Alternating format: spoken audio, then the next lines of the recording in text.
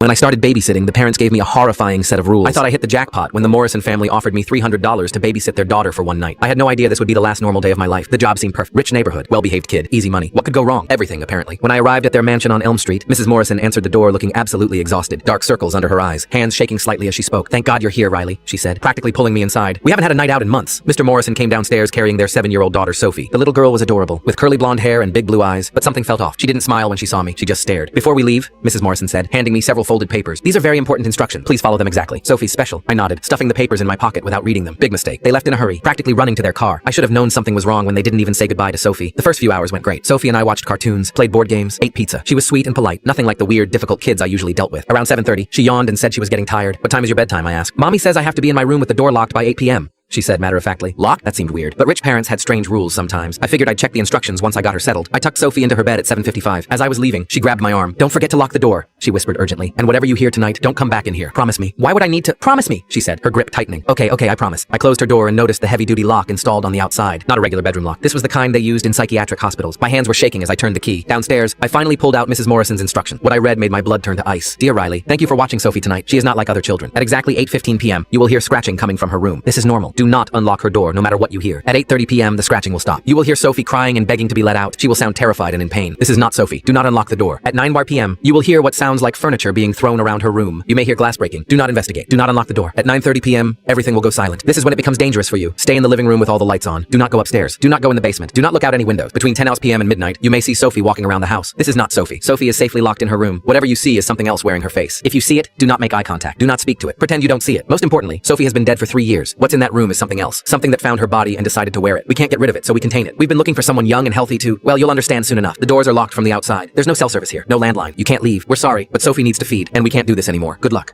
The Morrisons. P.S.